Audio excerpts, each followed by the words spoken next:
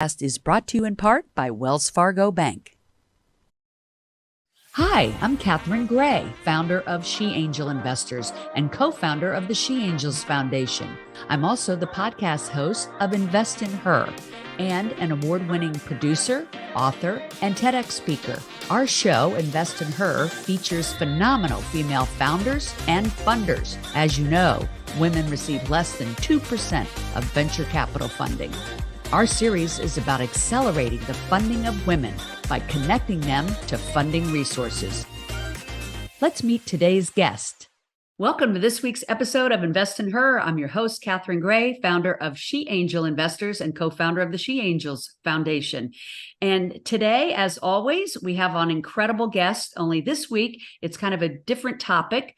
We're going to be talking about women in the C-suite. So if you're a CFO, a CEO, a CMO, anything with a C in front of it, basically, of your own company or at a large corporation, this show is for you. So we are so fortunate to have with us Dianne Gubin. She is a principal for Capital in Ventures, which connects investors to CEOs that are seeking 10 million to over 500 million in debt and equity financing. Hello. Wow. And then also Beth Hilbing. That's okay. No Did worries. I say it right? Yeah. Beth Hilbing, who is the senior program manager at Boeing. She helps reduce the costs and drive efficiency for government programs and new business contracts of $100 million and up. These are two powerhouse women, and we welcome them to the show. Welcome, Dianne and Beth. Thank you, Catherine, for having us today. Yeah, so good to have you all here. We had such a great conversation the other day, and I knew I had to have you fabulous women on Invest in Her because, I haven't talked a lot about, getting women on boards and having this fabulous directory of other women that are also in the C-suite that I think every woman who is a CEO, a CFO, a CMO of their own company or for a corporation needs to step into that community of helping each other. Like, I think we agree. It's all about women helping women, right? Right. Sure. And that's exactly why Dianne and I started C-Suite. Now we're going on 8 years. It seems like yesterday. But Dianne and I have known each other for 20 plus years. Dianne has led many large women networking organizations. And I was actually in transition between two very large companies. And she said, Beth, there really isn't an organization that spans across all industries, middle market, Fortune 1000, emerging leaders, women in finance, and really is create an organization where women hire each other, work together, educate each other, build community. And so we started C-Suite with 50 women, 3 sponsors, and we've now have over 25,000 plus in our database, hundreds of members, 8 chapters. And it's just, we do 75 plus programs a year. Over 100. I know, we keep adding. So we have our full-time gigs, plus this is full-time as well. And we sit on boards. And so I think everybody's in that boat, but it's just a joy. And I love that you're the co-CEO of this organization, C-Suite, which I want to mention is spelled SWEET. So C-Suite, which I think is great. It kind of gives it a feminine twist, Right. It's actually C hyphen if you're looking it up, C hyphen SWEET. Right. Okay, great. So I think every woman CEO and CFO and women in the C-suite are looking for support, right? I think it can be, they often say that term, but it's so true, lonely at the top. So isn't it nice to be able to connect with other people in the C-suite? Especially, I think, outside of your company, where you can truly have these conversations and lift each other up. And I also like that you have this, once you become a member, you have access to this amazing directory. Like, what could be better when you're at the top to have other comrades in that space, but at different companies, so you can kind of collaborate or help each other with problem solving or connections and contacts. I think that's invaluable. I think it's ingenious what you guys have created. Thank you. Thank you. We're really about building community.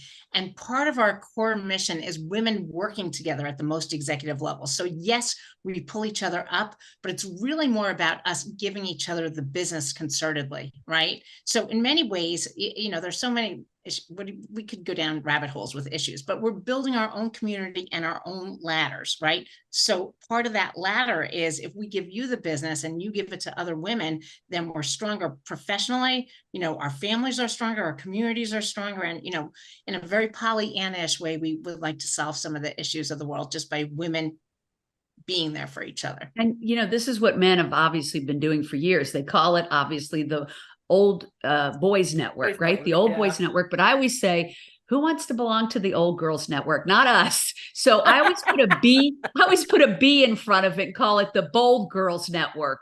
But I think that's what you're creating, the bold girls network, right? Because we need that same type of collaboration that men have been doing for decades. Women need to understand that philosophy and how powerful it is. So like you said, when you need something in your business, why not tap another woman in that business for the services and products that you need, right? Right. And you need to have that network and sense of community, because what Dianne and I have seen is that when women go into transition, a lot of times instead of keeping their networks, keeping groups like C-suite, they'll pull back and pull out of it to focus on trying to find a position where really they should be leaning into it, leaning into their networks and community, and joining more to broaden, because that's what men do, right? They have these huge networks and they go golfing and they go out and they recruit and reach out. And that's what women need to do. And so that's what the power of all that is. So. Right. 100%.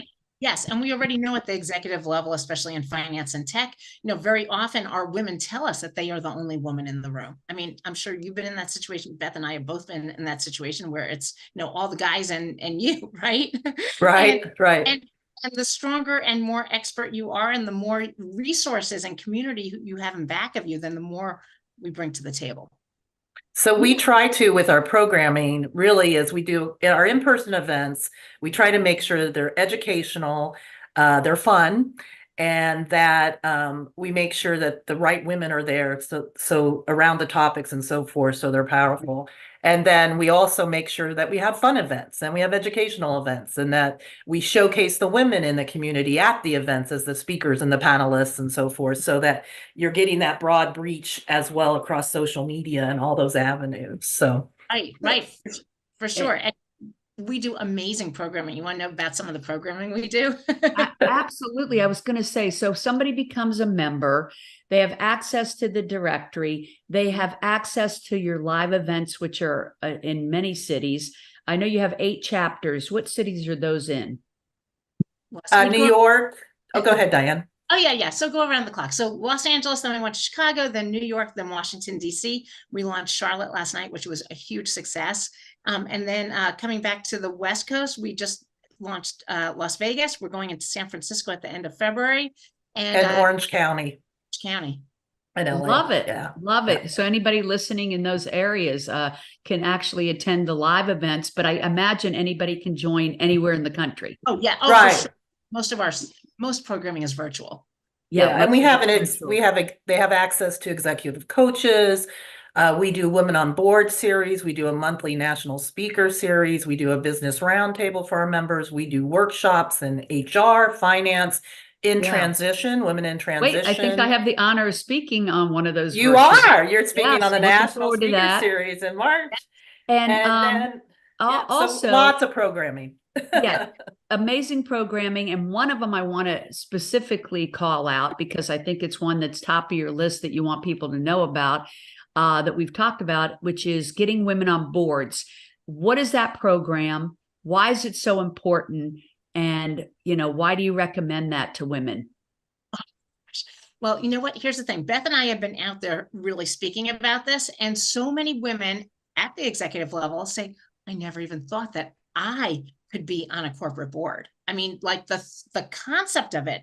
And what Beth and I have found out along the way is for the Women on Boards program, you actually have to start as early in your career as you possibly can to think about being on a corporate board so you can prep for it.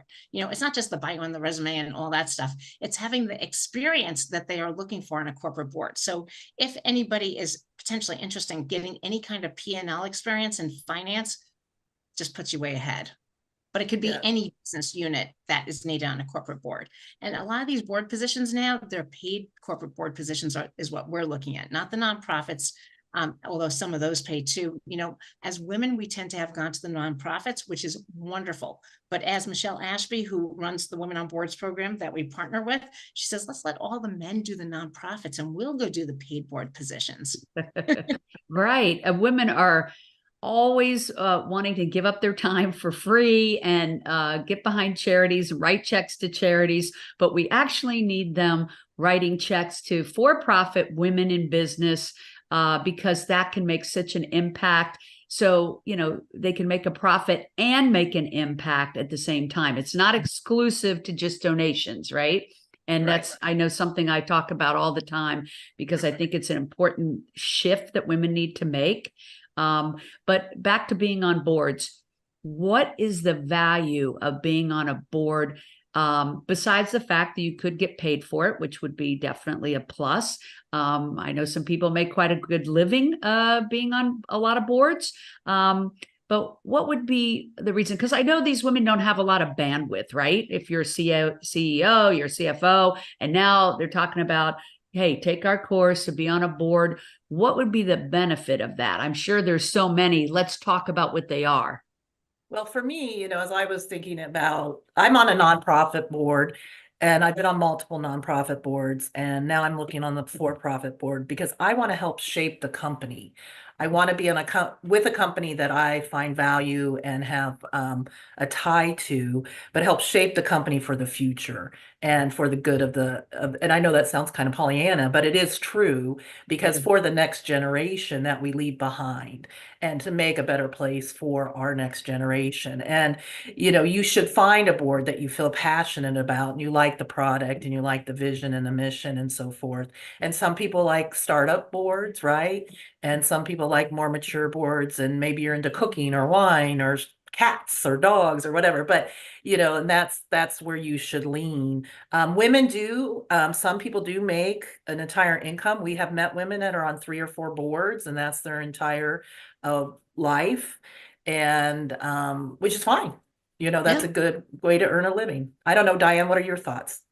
Yeah, no, I think the whole thing about being on a corporate board is you are the power in the room and you are an influencer. And as Beth said, especially think about a company that maybe did animal testing. If you're on the board and you don't believe in animal testing, maybe you can help steer in a different direction, whatever it is. But being on the board, you're not operations. So you're not working in the business. You're really more strategic and overviewing it.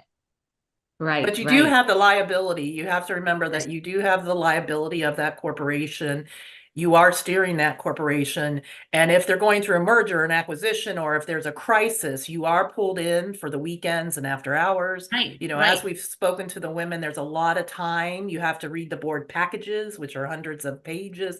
So it is another gig, right? So it's at least another 20 hours a month or a minimum to be on a board as well. And then oh, really? I'm so glad you clarified that because I thought I had heard, you know, hey, you go to a quarterly meeting and you're on the board, you know, so it's not quite that simple. There's all the other work, and to get ready for that quarterly meeting, there might be subcommittees that you're on too to bring redoing the committee back to the board. Right. So you do have to allocate some time, but it could supplement income and help you have something where you're making a difference, like you said, to the future of the company and the people in it. Right. Yeah, and you guys have an extraordinary program in that arena, right? To get on a board. We do. We help you through the whole board certification. It's a process that Beth and I both did. You get your board resume, your board bio, your LinkedIn, everything has to be lined up. So that way you're more likely to get on the board if you have that certification, or is that required? It's not required. but it does help you get prepared to be on the board, to understand. You actually take an accounting and financial aspect of it, just to remind you of how to read, the profit and loss and so forth and so on. And then we do a bi-monthly Women on Board speaker series as part of C-Suite. And we've had them come and talk about ESG. How do you actually get on a board? What are the legalities of being on board? So all different topics as well, to educate the women as they move through. What does it take to get on New York Stock Exchange traded board versus a private board? Where are the private boards? We've got all that lined up. Yeah, we had Governor Newsom's office come and speak on how to get on a government board. They have over 3,000 board positions just in California for Governor Newsom's office. And people don't know that. And they do pay a little bit. And that's yeah. So it's interesting. Oh, that's great. Sure. I mean, I think if someone's in the C-suite, they need to be involved in your organization. As powerful women coming together with great events, great programs. And I also want to mention you two have a great podcast. C-Suite Talks. Yes. C-Suite Talks. That's right. Hosted by Dianne and Beth.